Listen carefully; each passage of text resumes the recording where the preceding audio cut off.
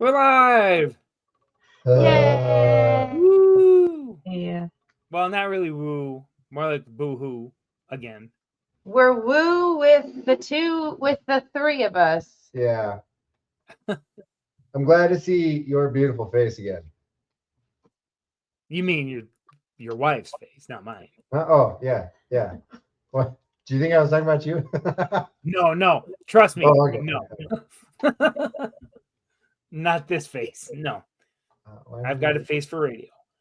All right. We have more unpleasantness to talk about this week. Big surprise. Yes.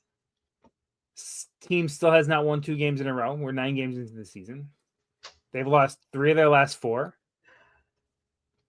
The quarterback that we are hoping is our franchise isn't developing as quickly as many would like.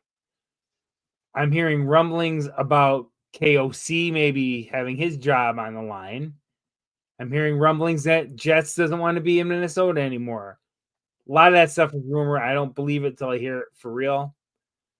But that's where we're at 9 games into this season. One that some thought the Vikings would be top of the division, fighting for a top seed in the playoffs. Again, I did not. I said 9-8 when the season started. You did. You were the most realistic out of all of us. Yep. I looked at the schedule, and people want quarterbacks to come out and be all pros right away, and it doesn't work that way in the NFL. Sometimes it does, but more often than not, these guys need more than a season to develop. Yep. Well, and we're not. We're just throwing them straight into the fire. Mm-hmm. Yeah. There's no plan B. The plan B that they had was not really good, and he's out the window because he's out for the season. So now your plan B is an undrafted rookie out of the University of Minnesota, and is that what you want to do? I don't know. I don't think so. Nope. Well, and not just that, but it's still, something we've preached for a long time is that we got to develop a run game, and we haven't. No, they abandoned it again on Sunday. It's non-existent. I looked up the stats. We are runs per game. We are number 31 behind Jacksonville, or just in front of Jacksonville. And there's no reason for it. No. They ran the ball 18 times for 120 yards on Sunday. Yeah.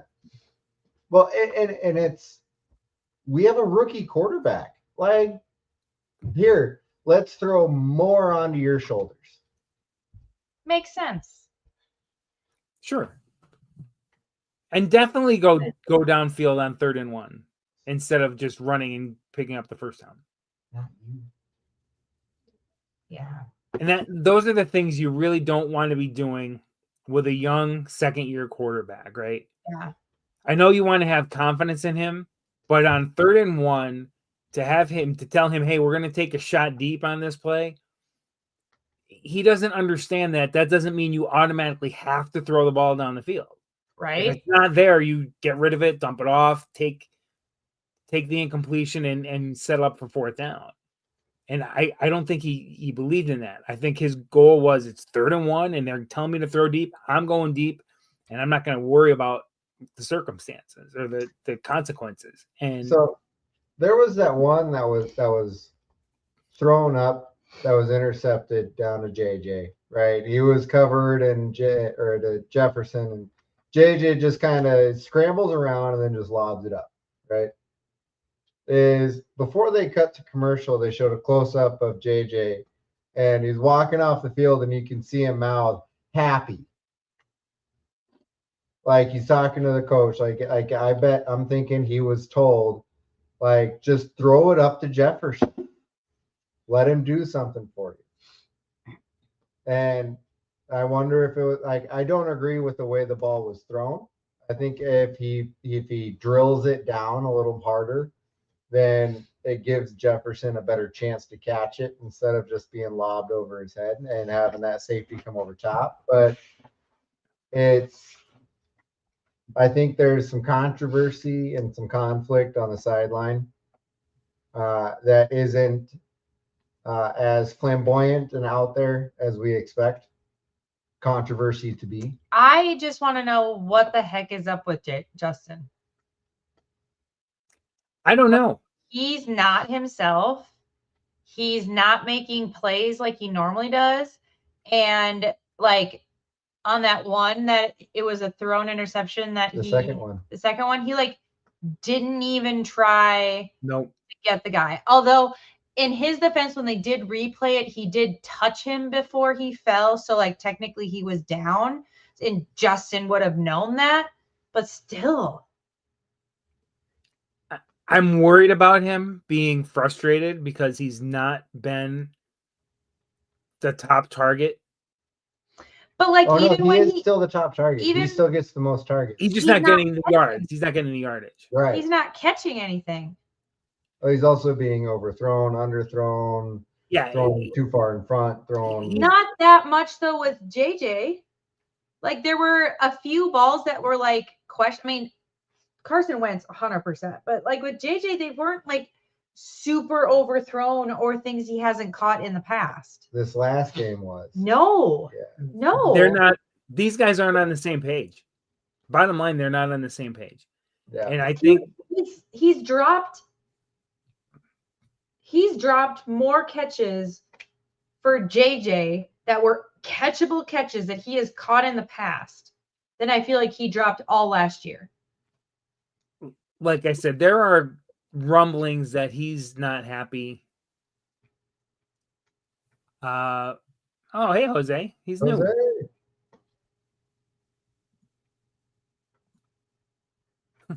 Yeah, I don't know. It doesn't look like a cohesive unit.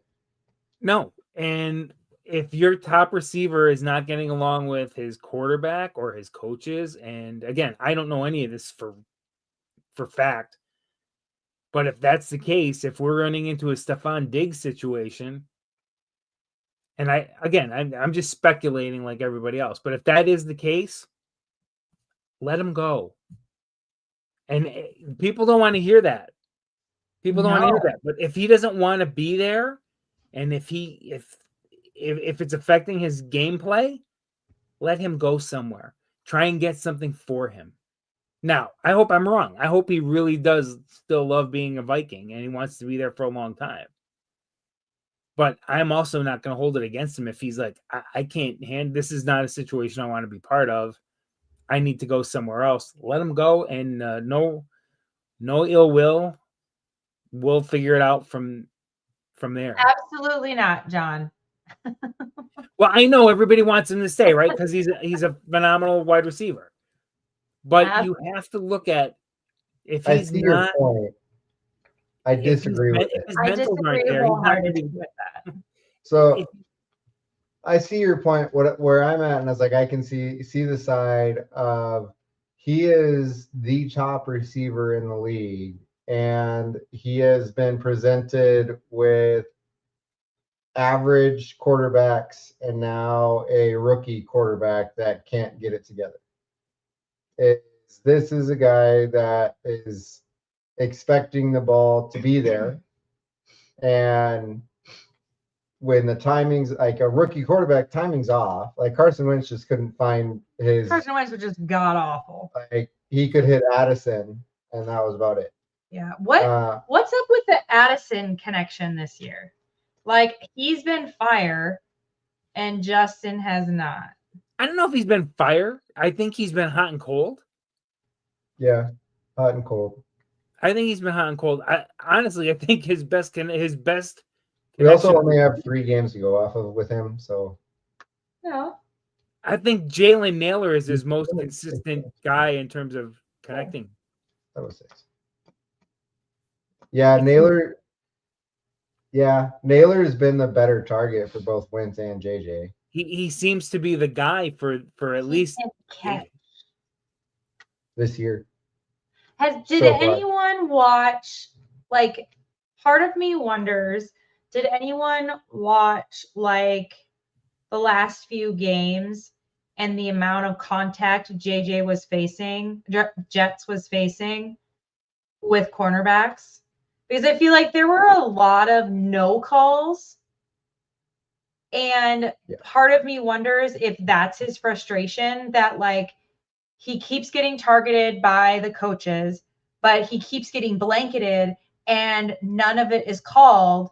And so he's just frustrated because there's a no-win situation going on with him. And it's not so much that JJ can't get it to him, because he has shown to get it to him, but like there were so many non-calls that like we were legitimately getting mad. And I wonder if there's like contact or something that's throwing him off, that's not getting called or not featured. Because I think that I just had this epiphany.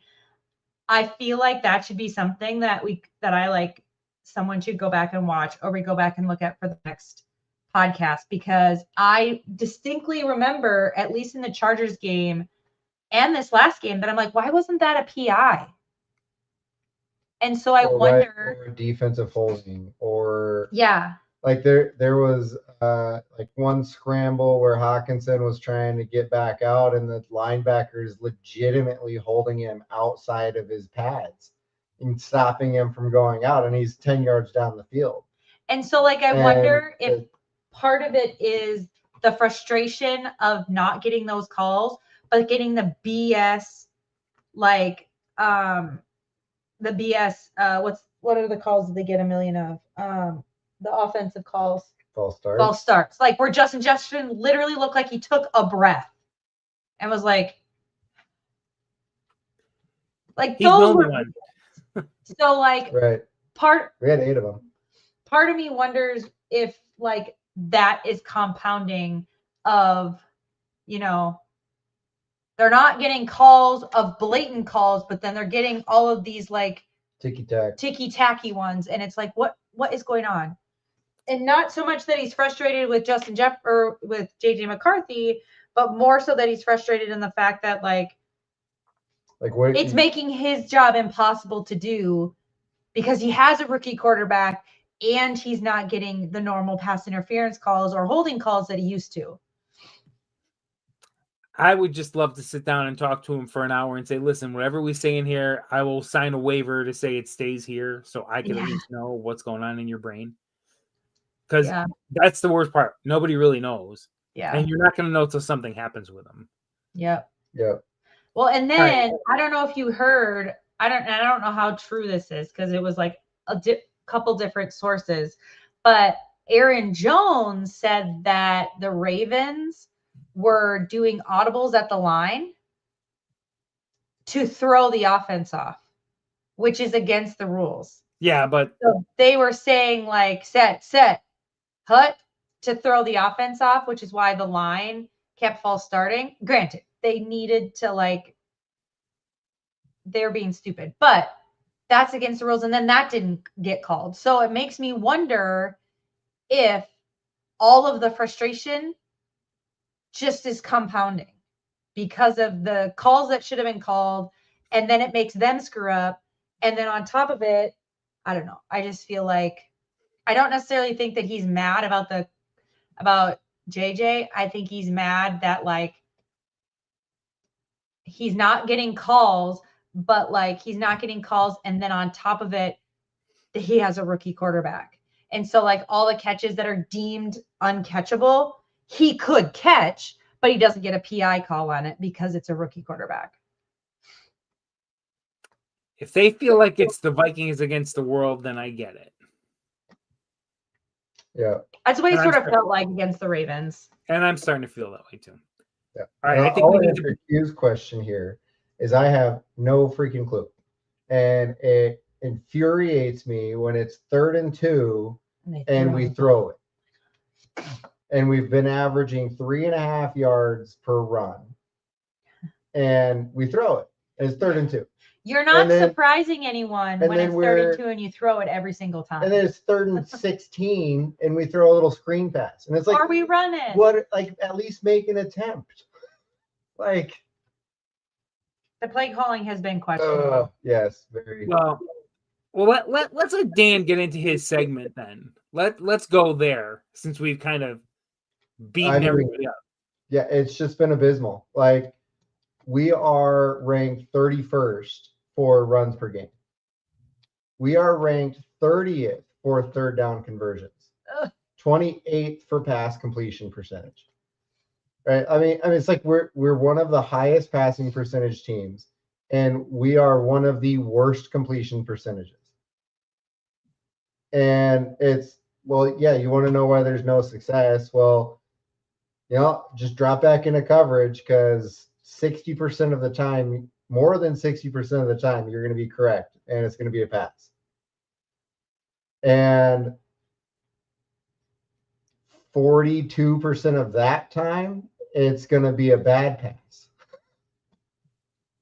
It's like defense has it easy. We have like one of the worst run offenses and one of the worst run defenses. We're ranked like number 26th or 7th, I think I saw, for the number of runs per game against.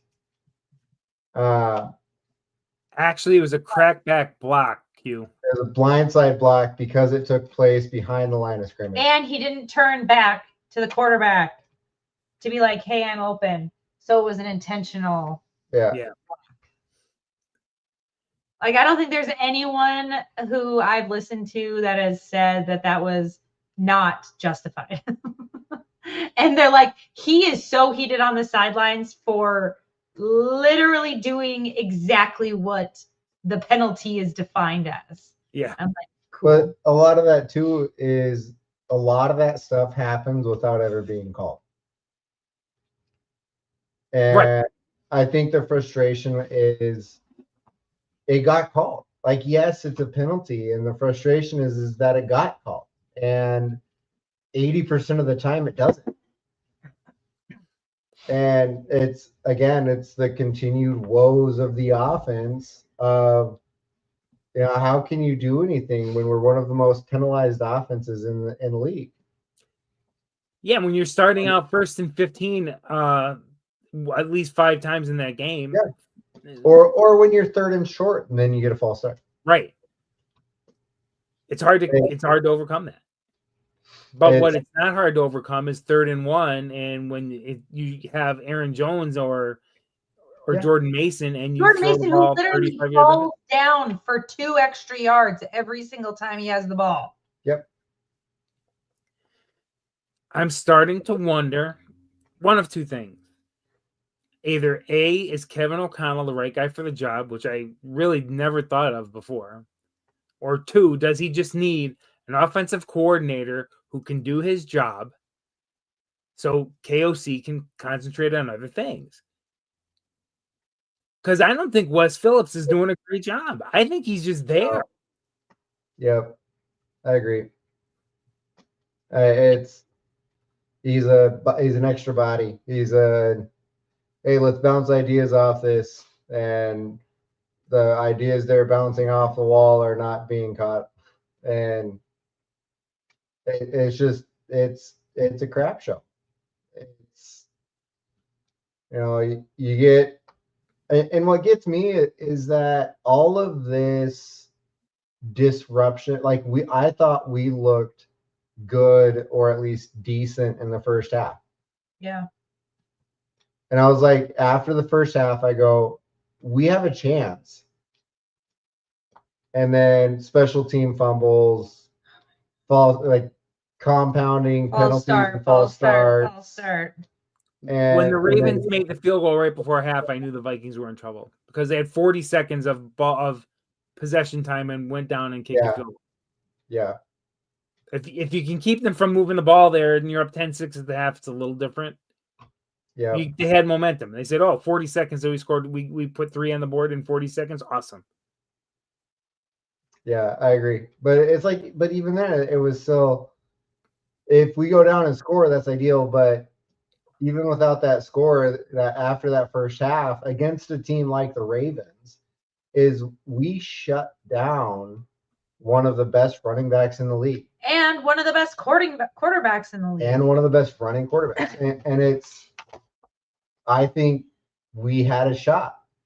The defense, whatever happened in halftime, It's like the entire offensive line and then and JJ went and sat in massage chairs during halftime and didn't talk or do anything or make any adjustments and came back out and just crapped their pants.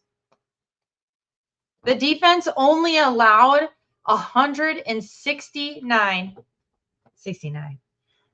total pass yards and 152 total rush yards. Like, they performed so well against the offense, like up until the second half. And then it just got to the point where, special teams turned the ball over and we were just on the field for 20 minutes. Okay, fine. Like 10 minutes. Cool. Now we have to hold them again. Special team, like it got turned over again. Okay. And it's just got to the point where it's like, how many times can they hold off the best quarterback and the best running back with minimal rest, with minimal like motivation from the offense doing anything? Well, Dan, were you done with your offensive part of the show? Yeah, it's just the one shining light was Naylor. Interesting. Yeah, he was. Aaron Jones was good. Aaron Jones ran well. He was a shining light. Mason ran well when they actually handed the ball off. We ran it well. Naylor caught the ball consistently. We have 6 targets on 5 catches. 124 yards. Longest catch of the game. And yeah, I mean, there are some shining lights to what we can do. It's just a matter. We got to get you got to get Jefferson figured out. We got to figure out, what it means to run a ball again. Okay. I just want to leave with this little thing before we move off of the offense. I have to find it. I found it while we were talking earlier and then my phone turned off. All right. So this little stat compares Josh Allen and JJ McCarthy's first 4 games as a rookie. Okay. So Josh Allen was 22. He was 2-2. He had a 55% completion. We'll do back and forth. JJ 22, 2-2. Josh Allen's completion rate 55%, 674 yards, 2 touchdowns, 5 interceptions.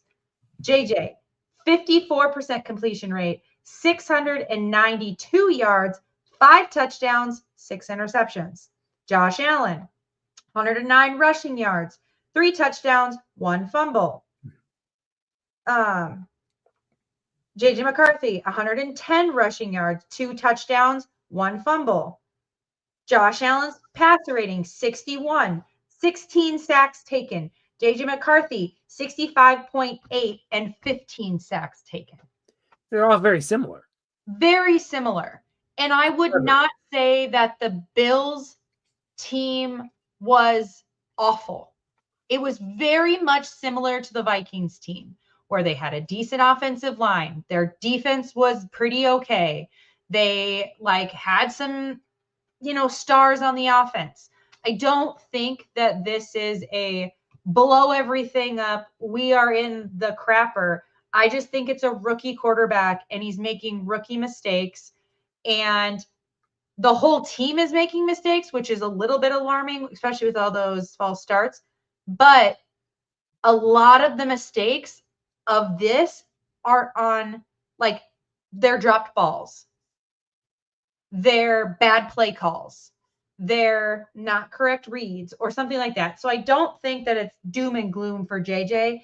And for all the JJ haters who are like, he's going to be the worst quarterback, blah, blah, blah, blah, blah, blah, blah. Josh Allen is literally one of the best quarterbacks in the NFL.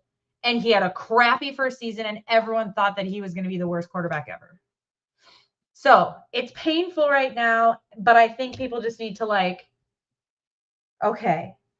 And how many of those false starts were just JJ not knowing the proper cadence or JJ not identifying we're going to go longer? I doubt that's the situation, because if the quarterback doesn't know the proper cadence when he calls it in, then you would have 4 or 5 guys moving. Well, they talk about like when you're at the line and you can say easy. And so then it like identifies in your head, okay, we're going to wait longer at this point, but he doesn't say it. And so other people might identify, okay, we're waiting longer, but people on the outside might not notice it. Because they talked about how there are things that the quarterback should be saying and he might not be saying that would mess up and cause a lot of the false starts. Or he's not loud enough when he says them. Well, he did take responsibility for a lot of those false starts as the quarterback, which is honestly, that's a pretty mature thing to do for a 22-year-old. Such a cool kid. See, I think that's him knowing that he's supposed to be the leader of the team. And as the quarterback, that's who it comes down to no matter what, even if it's not your fault. I still think it was probably And so his fault. I will absolve him of a decent amount of the false starts. Just because it's Why? I'm Brian O'Neill false starting. He 3 times. He himself false started. I don't know. Multiple I will times. absolve him of most of them. I don't know. I don't put it on him. Yeah, I don't expect Brian O'Neill to false start. No. Was it 3? Was it Yep. 3 for O'Neill? Yep. He should All not right. false start 3 times in a game. No, at home. He shouldn't false start 3 times in a season. Right. You know, that he's supposed to be the anchor on that line, and that he was not on Sunday. Yep. And it's like All right. I expect it from our center because he's never played there before. Right. He's new. I expect that. I expect it from rookies. I don't expect it from an all-pro tackle. No.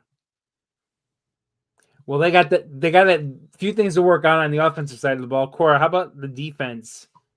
What did you see on Sunday?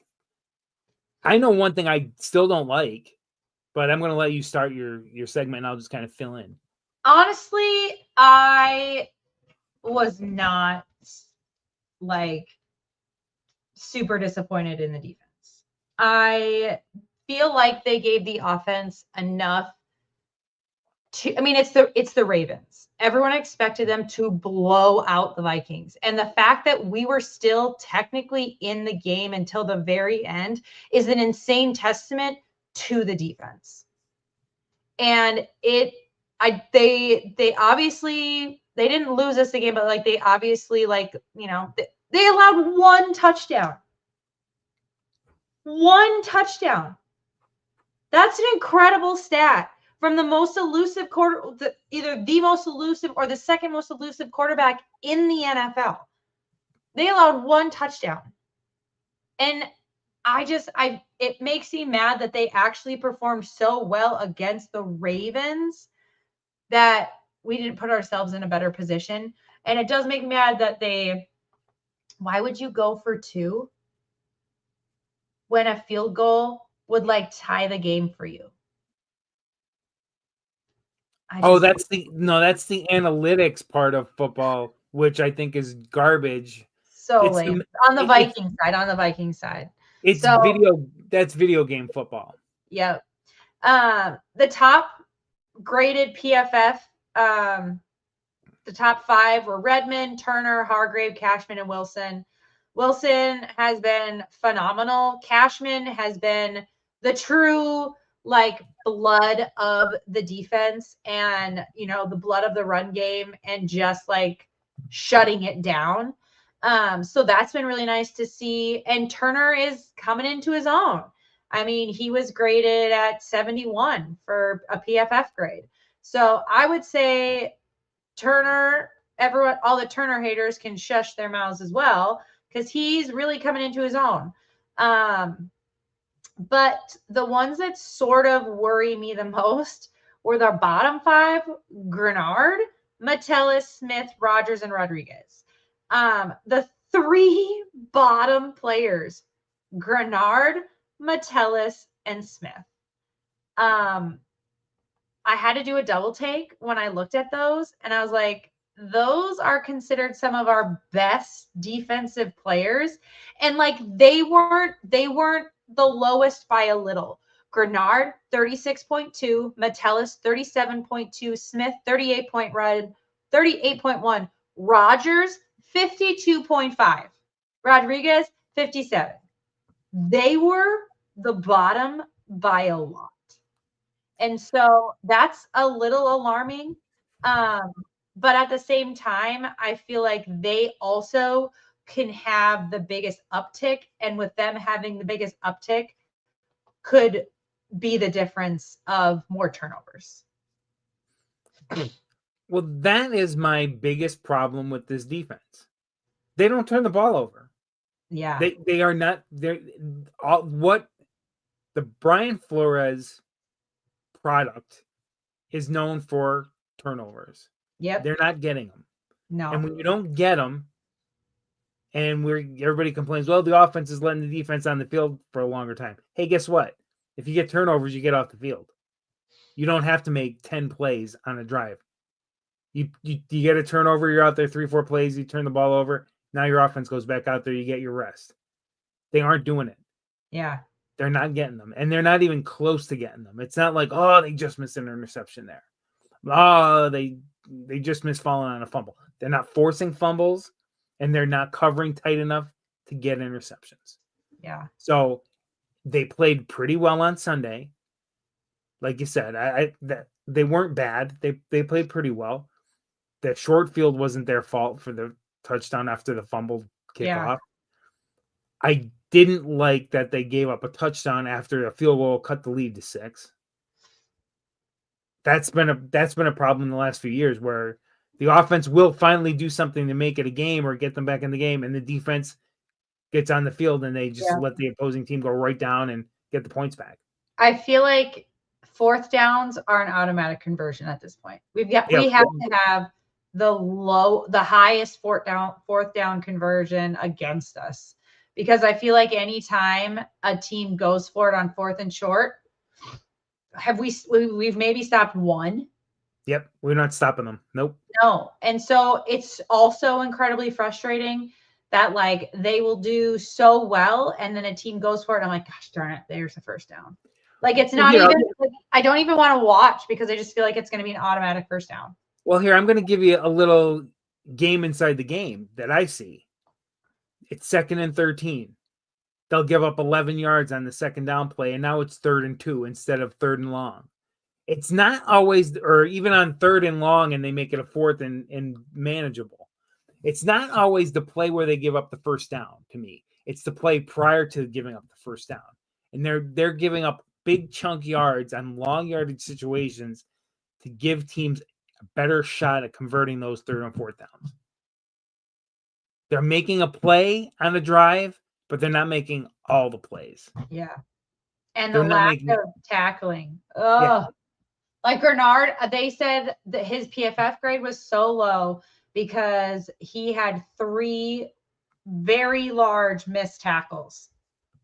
Yeah. That like were a lot. And so I don't know. They just need to get their crap together. Well, I looked this up before the show, and then we can pick our 3 stars, I guess. So the last time the Vikings made the playoffs in back-to-back years is 2008, 2009. It's been that long. They've made They've made the playoffs 6 times in the last 15 years. Leslie Frazier took them once in 3 years. Zim 3 times in 8 years made the playoff. O'Connell is on pace to go 2 out of 4 because I don't see them making the playoffs this year. So he's had the best percentage, and his job is probably on the line after the season. But that's, I mean, I don't know. This is the new NFL. It depends on how they finish, I think. For how long they kept Zim, I don't think his job's on the line. This is his first year with the rookie quarterback. And like, even if his play calling is whatever, I think they give him, I would say next year, if they don't perform well, his job is on the line. I don't see it on the line this year. I wouldn't get rid of him yet. I like him. I like a lot of what he does, but he has never had a rookie quarterback to develop, and I want to see what he can do with that. And again, we talk about JJ as a rookie. He's not a rookie; it's his second year, but technically, he's playing like it's a rookie season. He's never had to develop a young quarterback. I think he's always picked up quarterbacks who've been in the league for a little while and found out their strengths and weaknesses and helped them build on that. I don't know, or I don't recall, and maybe I'm wrong. If somebody knows, please let me know. I don't recall him ever drafting a quarterback and developing a drafted quarterback in his career. This is new territory for him, and I want to see how he does with it. Yeah. Well, was he on the team with Jared Goff? Was he on the Rams? He might have been with Goff. So maybe Goff. Well, and Goff didn't have a super great years with the Ravens. And it wasn't until he was traded to the Lions did that work out for, I mean, in all honesty, it didn't work out for either team, like, you know, the Lions and the Rams, but I don't know. We'll see. We will see. All right, let's try and do something upbeat now, since we've for 36 minutes. Doom and gloom. 36 minutes of the podcast. Yeah. 36 minutes of sheer torture. All right, 3 stars of the game. Cora, who's your first one? I'm gonna steal everyone's and go with Naylor. It's hard not to. Yep, he was pretty incredible. He outperformed everyone, which also made me mad why we kept targeting Justin in the end, and why not just try for Naylor. So Naylor's it's an easy one, and it's a good steal, you know. Yep. Dan, since your wife just stole your pick for the star, who's your other star, second star? Cashman. 11 tackles, 4 solo. Led the defense. Just a solid force to be reckoned with there. I think I heard something like it's his third consecutive 10+ tackle game. And the Vikings haven't had that in a while, if ever. Something to that effect, I heard. I also just love it that he's a Minnesota boy. Yeah, I think a lot of it was just like he's if there's a tackle on the field, he's right there. He's either in it or he's right next to it. Well, you guys stole my first 2 stars, so Redmond is my 3rd star. Yeah. 8 tackles, 5 solo. Solid performance. You know, I probably should have gone with Jonathan Allen instead, but that's okay. Allen had a stack of 2. And let me give that. I'm going to actually put Allen as number 3. He had 8 tackles, 4 solo, a sack, and 2 tackles for loss. So a slightly better game than Redmond in this one, I think. So I'm going to go with Jonathan Allen. I like it. I had him on my list and I just misread it. All right, let's go to the X Factors. Dan won.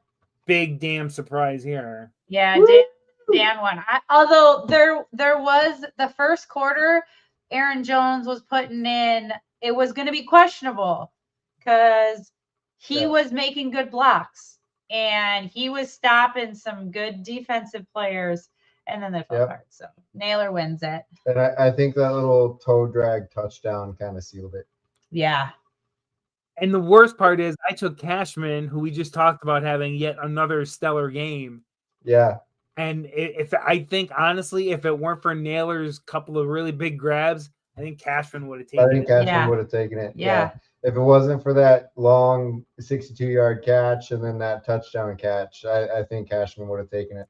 The 62-yard catch put him way ahead in the race, and the touchdown just kind of had him, breaking the tape. It was a great pick. I will say this is the first time that we have all had good picks. Yeah, we did. I'm not going to say that. I mean, it's an obvious winner, but they all were good. They all were the top performers. So you know what the sad part is? We haven't done this more often because of me. I don't pick super great picks. John's just the best picker. Yeah, but we tied last year for the overall.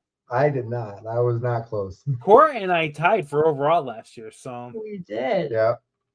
All right. Well, let's pick this week's X Factors, and Dan as the winner, the resident winner. Who was your X factor going into this game against the Bears? Against the Bears. The Bears. Bears. You know, despite all the frustration and rowdiness of the offensive woes, I do think this guy starts to figure it out a little more, or at least reins it in. I think it's going to be JJ's next week. I think JJ. I think he's better composed. This He next is week, undefeated in the division.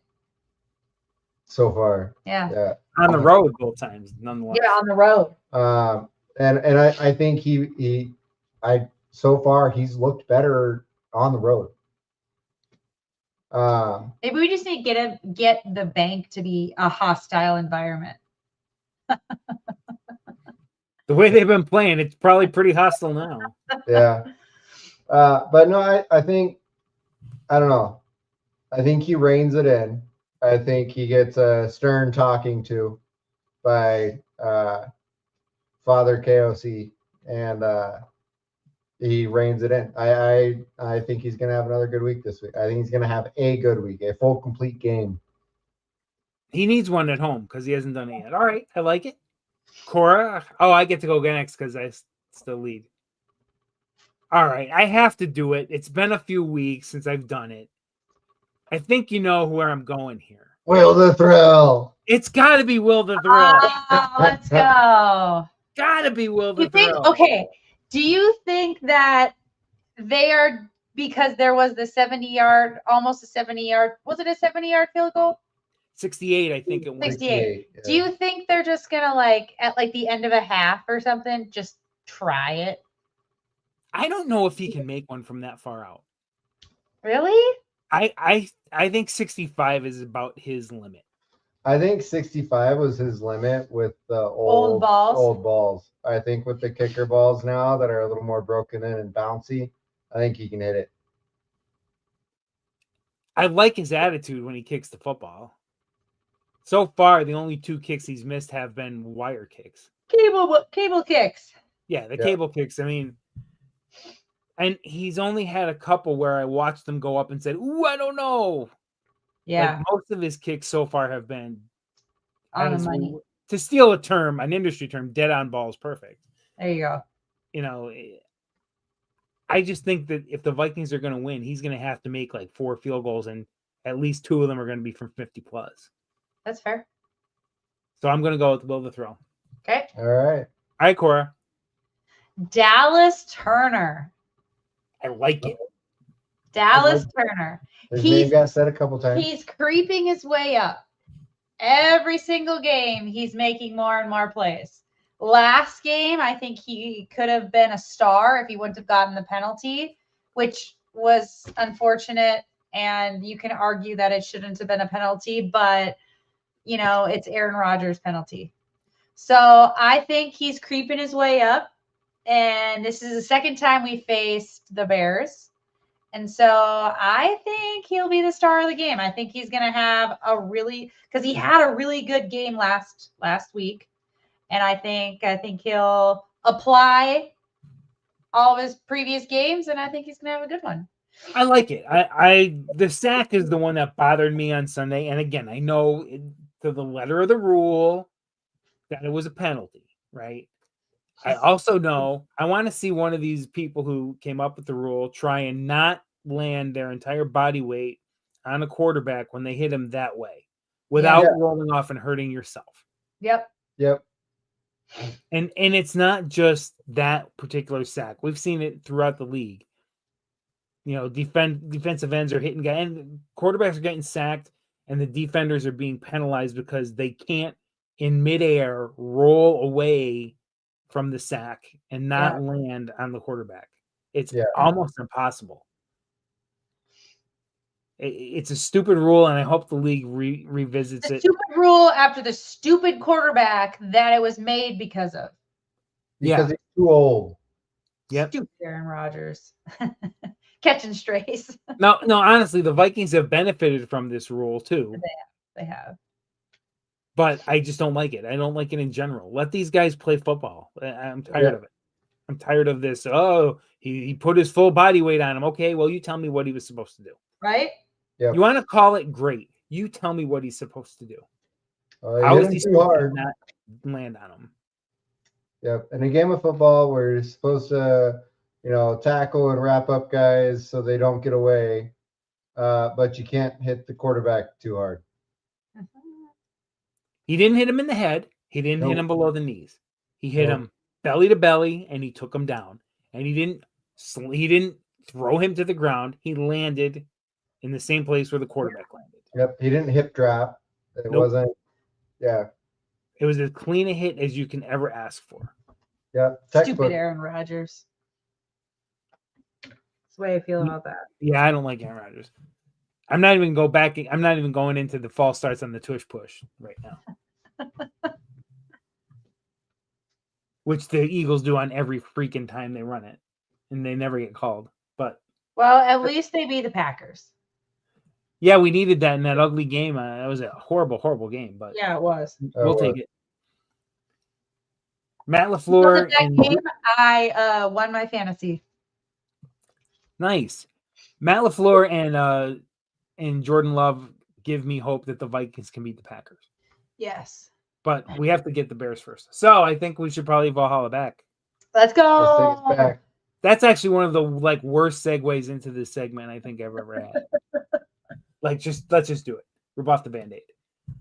All right, December 20th, 2015. Bears Vikings. Vikings score first. Teddy Bridgewater to Stephon Diggs, 15-yard touchdown pass. Nice little fade pass to the corner of the end zone. Vikings lead 7-0. Vikes add to the lead early in the second. 53-yard Blair Walsh field goal. Beautiful. Back before he got the yips. 10-0 Vikings. 5:40 left in the half. However, Jay Cutler finds Alshon Jeffrey from 10 yards out. The Viking lead is trimmed to 10-7. With 26 seconds left in the first half, Bridgewater finds Jerick McKinnon. 17-yard swing pass. Vikings go up 17-7 at the half. It was a great play by McKinnon, keeping his knee off the ground as he dove for the goal line. If you ever watched the play, remember that. He went as vertical as you possibly could to Yes. just keep that knee up long enough to cross the goal line. The Bears start the second half onside kick, and they recover it. But this was not the Bears' year nor their Bears game. 3 plays later, Brian Robeson intercepted strip sacked Jay Cutler, and the Vikings recovered. Let's go. And then with 10:40 left in the third, Bridgewater finds Diggs again. This is a 33-yarder. Vikings lead goes to 24-7. Diggs carried a defender on his back in his legs for the last 5 yards for this touchdown. So it wasn't like a walk-in. Robbie Gould, 51-yard field goal with 4:23 left in the third, 24-10. Vikings still up. With 8:45 left in the game, Teddy Two Gloves takes off from the 12 on a 3rd and 9. He leaps over 2 defenders for the final 2 yards. He just was suspended in midair. I thought they were doing the lift from Dirty Dancing, and he just carried them both into the end zone. Touchdown Vikings, 31-10. This was set up when Justin Trudeau intercepted a Jay Cutler screen pass. Nice. His second pick of the season. Not bad for a defensive end. Heck yeah. Matt Forte caught a 4-yard touchdown pass with about 5 minutes left. Bears cut it to 31-17. Adam Thielen falls on the onside kick for the Vikings. And then just shortly after the 2-minute warning, Matt Asiata makes a 19-yard run and carrying defenders on his back for about 10 yards. Sets the Vikings up on the 4. And then a few plays later, Zach Line, backup tight end Zach Line, 4-yard touchdown grab from Teddy for the final points of the game, 38-17 Viking win. It was a great play by Line, also keeping his balance and getting to the end zone. Some stats from this one. Bridgewater, 17-20, 214 yards, I think, and 4 touchdowns. He only had 9 touchdown passes coming into the game. And the 4 passing touchdowns and the 1 rushing touchdown by a Minnesota quarterback, the last time that happened before Teddy did it was in the first game the franchise ever played. Let's go. Fran Tarkington did it in 1961. On the receiving end, McKinnon, 4 catches, 76 yards, and a touchdown. Diggs, 3 catches, 55 yards, 2 touchdowns. On the ground, Adrian Peterson, 18 carries for 63 yards. Defense, we saw Trudeau with the interception. Robeson with the forced fumble in the recovery. Danielle Hunter, 6 tackles, 5 solo, and a sack and a half. The team had 5 sacks in this game. Why did I pick this one? This is the last time the Vikings beat the Bears at home outdoors. Ooh. The bank had not been built yet. So they played at in Minnesota at the University of Minnesota Stadium.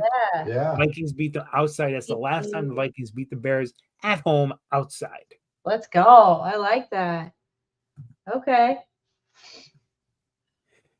Q's got a lot going on right now. I like it. All right, we can pick some scores, and I think we have time for a question tonight. I think you're right. All right, let's go with the scores. Cora, you get to go first as always. 24-18. Who's winning? Vikings. All right. 24-18. I like it. Weird scores. I like weird scores. Same. And I feel like it's going to be a weird game. It might be. What do you got, Dan? I was going to go 24-21 Bears. Oh.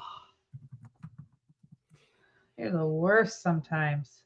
Caleb Williams is starting to look like an NFL quarterback. That's just because he's running it more. Whatever he's doing, though, he's not turning the ball over. And he's moving the ball down the field. That's fair. Yards are yards, right? We need Rodgers to come in and pop it out a few times this game. You know, the things he was doing as a rookie and even last year where he would hold the ball too long, not run north and south, but running side to side, trying to find something. He's not doing that as much. Granted, he did this against the Giants on Sunday, and the Giants are just reeling right now. But he's starting to scare me as a quarterback. And that's why I am picking this week 27-17 Chicago. You guys are downers.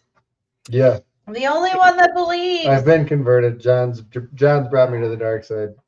You won't bring me. Hey, just call me Missouri because you got to show me. Yeah. And they haven't. They're 1-3 at home right now. If you can't defend the home field, what are you doing? You're not going anywhere. They show me that you can play in the bank and defend the field. If they can do that Sunday, you might hear me pick the Vikings to win a game again. And there's no reason this team can't win 6 of their last 8. There's no reason at all. Yeah. The Giants are reeling. The Commanders have had a tough year. You never know what the Cowboys are going to throw at you. They've already beaten the Bears once. The Packers' offense is struggling. Yep.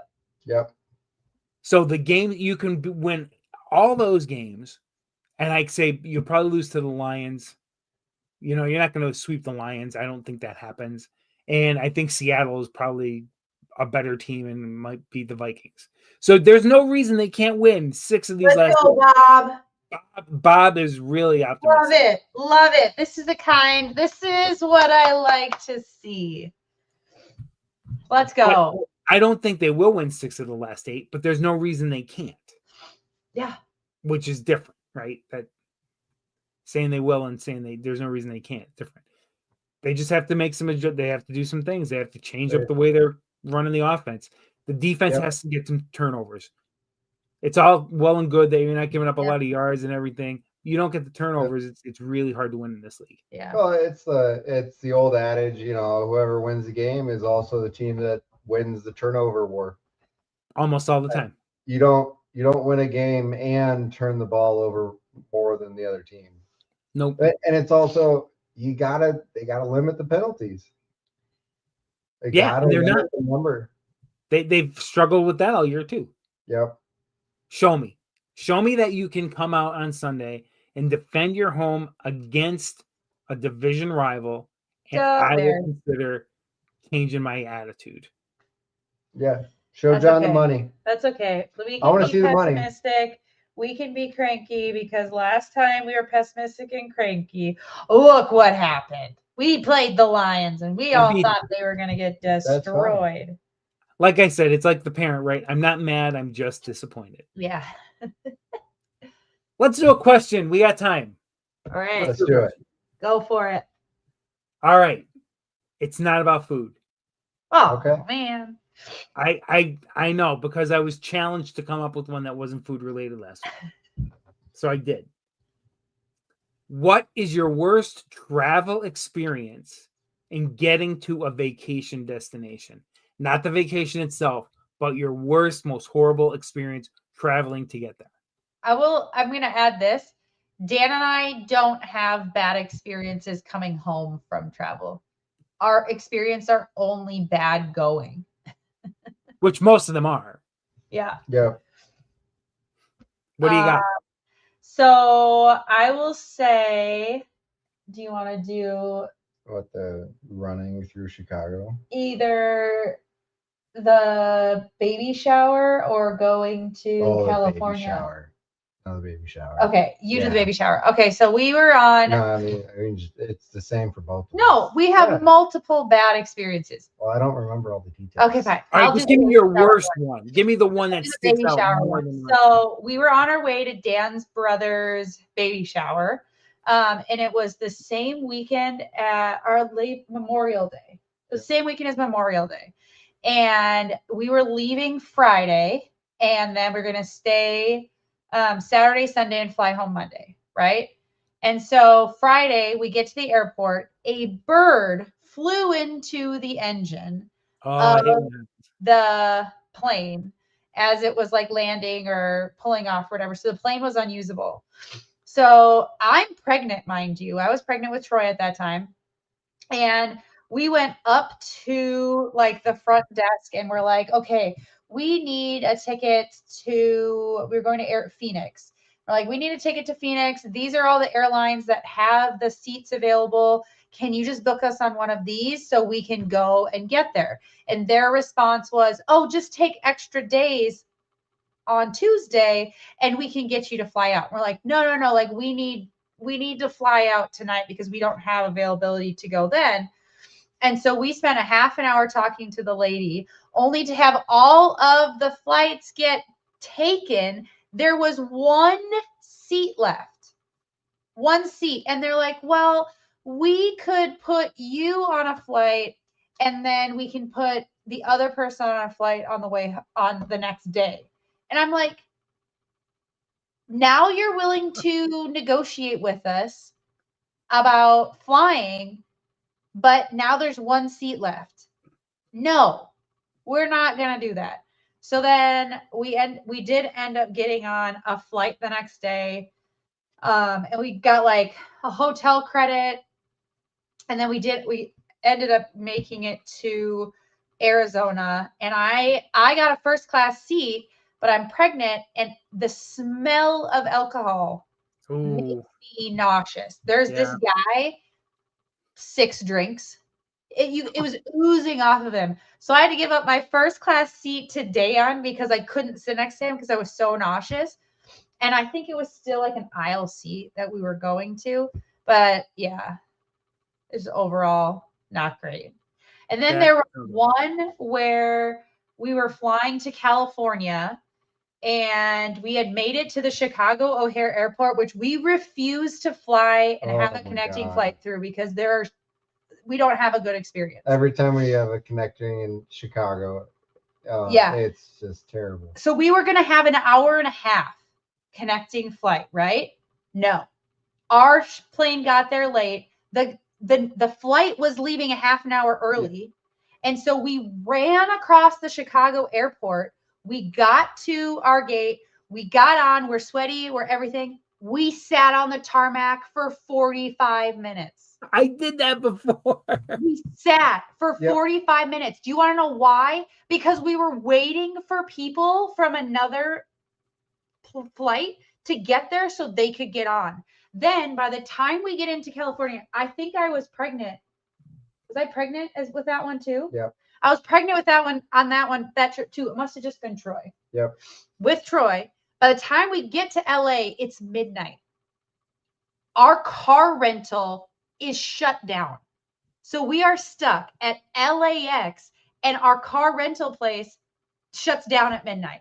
And we're like, what are we supposed to do? We sat on the tarmac for 45 minutes, and then it still took a really long time to like drive around and get to our spot. Yeah. And then even in LAX, we sat waiting.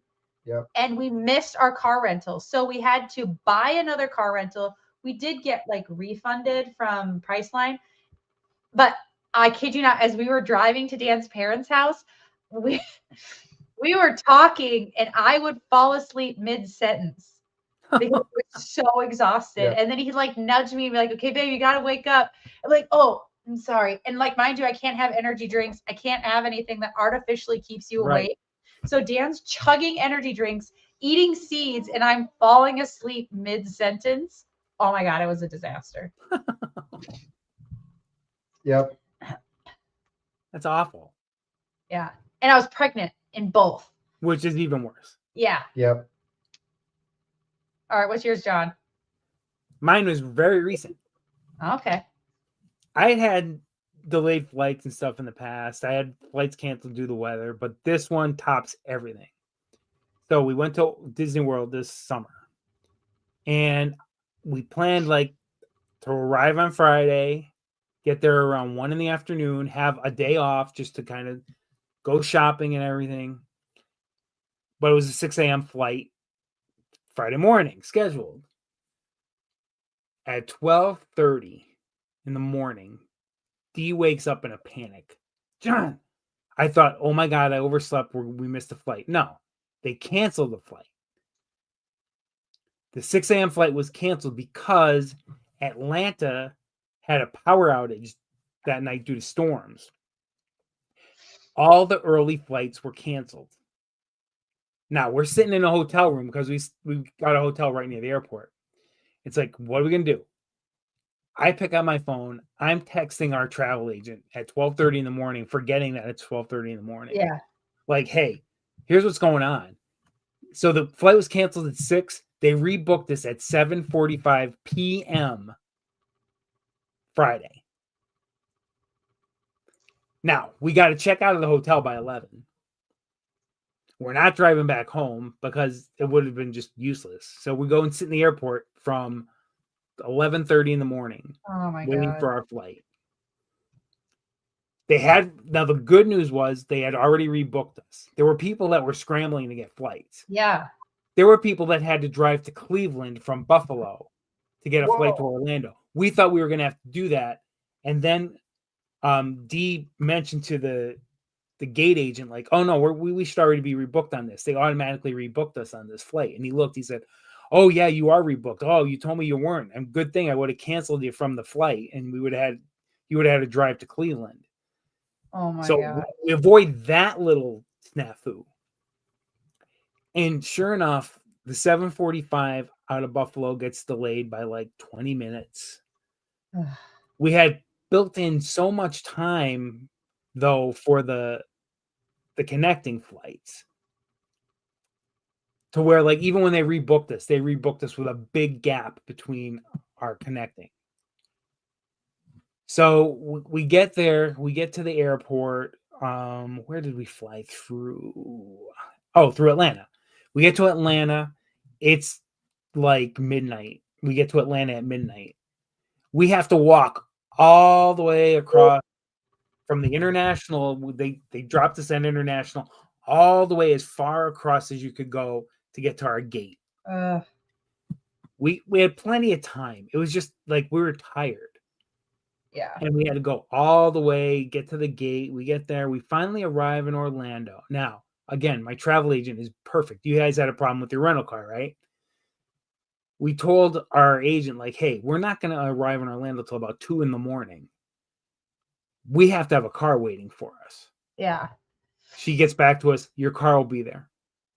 Great. That's awesome. We get there. We go to the desk. Somebody was there, and they must have 24-hour service. There are 3 people in front of us trying to get cars, and they're like, we don't have any cars left. Now I'm thinking, oh no. And then the gate agent says, does anybody here have a reservation? It's like, I raise my hand. Yep. Yeah, Mr. Rico, we got your car. Go outside. And they actually upgraded us to an SUV from what we were supposed Nice. to, because they didn't have any cars left other than SUVs. So a day that was supposed to end or be a 1 o'clock arrival at our hotel in the afternoon on Friday became a 4:30 a.m. on Saturday. We got to our hotel room. Oh my god. Wow. And we had park tickets that day. So I slept for 4 hours and went to the park at 8:30 in the morning. Dang. Because I wasn't missing a thing. Of course. I wouldn't either. That was the absolute worst experience I ever had.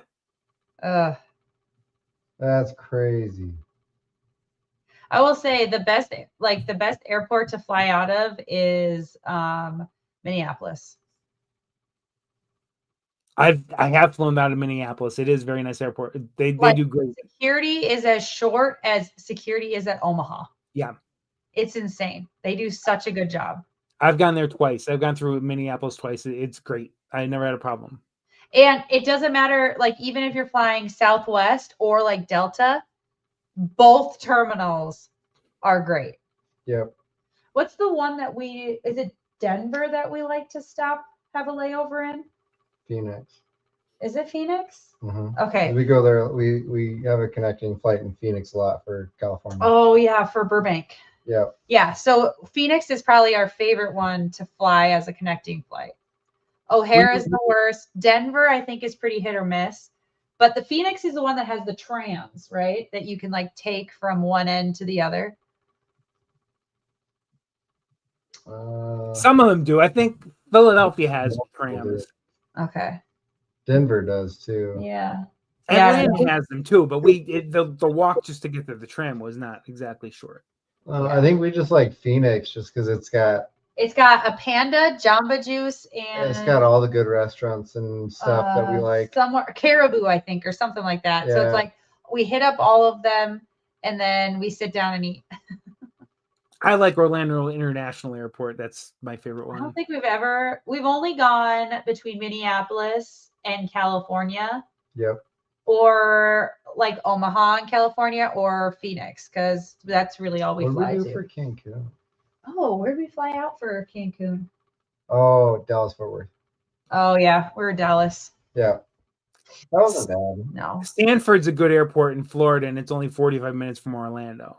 Okay. That's a small airport. There's never any real problems there. We normally fly into Burbank because if Dan's dad picks us up, we'll fly into Burbank because that's closer to Bakersfield and way less complicated to get out. Is Bob Hope Airport? Is that the one you fly into? What was that? Is it Bob Hope Airport in Burbank? Yeah. Yeah. Bob Hope. Yeah. Yeah, It's I just flew into less there. stressful. I flew into there when we flew out to California before. I didn't go to LAX. I went through. It's not necessarily. It's not closer to my family's than LAX is, but once you add traffic into the consideration, it's slightly faster. It's a nice little airport. It's easy in and out. Out too. Yep. And all it right, has a good outlet next to it. We're like at an hour 10, so I know we'll usually always everybody asks a question, but that's okay. That's I think we need to hold yours till next week, but you guys get to go first next week. Okay. All right. All right. Ready? Let's go. Take us out. See you guys next week. Hopefully we win this one. Go.